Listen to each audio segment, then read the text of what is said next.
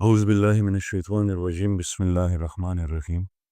اگر تم سے کوئی پوچھے بتاؤ زندگی کیا ہے، ہتھیلی پر ذرا سی خاک رکھنا اور اڑا دینا۔ ہم سب جانتے ہیں کہ زندگی کتنی عارضی اور اس سے جڑی ہوئی ہر چیز کتنی عارضی ہے، پر کبھی آپ نے اس بات پر غور کیا کہ اس عارضی زندگی کا مقصد کیا ہے؟ ہمارے نظام تعلیم کا سب سے بڑا المیہ یہ ہے کہ ہم علم حاصل کرتے ہیں، ہم ڈگریاں حاصل کرتے ہیں، ہم سیاسی اور سماجی ڈھانچوں کو سمجھتے ہیں، مگر ہم اس بنیادی سوال کا جواب دینے سے قاصر ہے کہ زندگی کا مقصد کیا ہے۔ ہمارا نظام تعلیم ہمیں یہ نہیں سکھاتا کہ ہم کہاں سے آئے ہیں اور ہم یہاں کیوں بھیجے گئے ہیں اور آخرکار ہمیں کہاں جانا ہے۔ آج ہم بطور معاشرہ اس بنیادی شعور سے محروم ہیں اور نتیجہ یہ ہے کہ ہم پڑھے لکھے جاہل پیدا کر رہے ہیں۔ مولانا رومی نے ہم جیسے ذہنی قید میں مبتلا لوگوں کو جھنجھوڑتے ہوئے کہا تھا،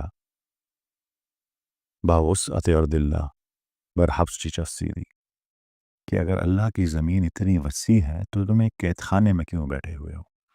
یا دوسرے لفظوں میں، آپ ایک ایسے قید خانے میں ہیں جس کا دروازہ کھلا ہوا ہے اور اس کے باہر ایک وسیع اور زمین ہے، مگر آپ پھر بھی اس قید خانے میں رہنا پسند کرتی ہیں۔ اہل دانش نے ہر دور میں ان سوالات کا کہ زندگی کا مقصد کیا ہے کا جواب ڈھونڈنے کی کوشش کی۔ علامہ اقبال نے اپنی نظم خضر میں فرمایا اور یہی سوال پوچھا کہ زندگی کا راز کیا ہے، سلطنت کیا چیز ہے۔ غنی خان بابا نے بھی اسی سوال کی تلاش میں مذہب اور فلسفے کو سمجھنے کی کوشش کی اور کہا، گر پیران میں ٹنگولی مذہبنا لٹولی چرتا ٹکے رنا نشتا بس کے سو پسی کسا موٹی خاورے نہ جوڑ شوے موٹی خاورے بجوڑے گم زدے ولی جوڑا ولم ساجت ہو ددیسا۔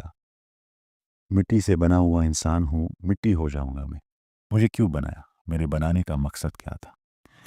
غرض یہ کہ جان کیٹس، ولیم ورڈزورتھ، سقراط، افلاطون، ارسطو تمام اسی سوال کی جواب کی تلاش میں رہے۔ ارسطو نے اپنے ذہن کے مطابق زندگی کا مقصد یوڈیمونیا کو قرار دیا، جو ایک یونانی اصطلاح ہے جس کا مطلب ہے حقیقی خوشحالی یا خوشی۔ پر ایک عام انسان کے لیے حقیقی خوشی کیا ہے؟ گھر، دولت، پیسہ، محبت، مگر یہ تمام چیزیں بھی تو عارضی ہیں۔ قمر جلال آبادی صاحب نے ایسے لوگوں کو جو ان چیزوں کو زندگی کا مقصد سمجھتے ہیں ایک خوبصورت نظم میں بہترین جواب دیا۔ وہ کہتے ہیں کہ کر لوں گا جمع دولت و زر، اس کے بعد کیا؟ لے لوں گا شاندار سا گھر، اس کے بعد کیا؟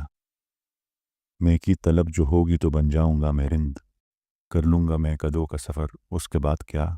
ہوگا جو شوق حسن سے رازوں نیاز کا، کر لوں گا گیسوؤں میں سحر، اس کے بعد کیا؟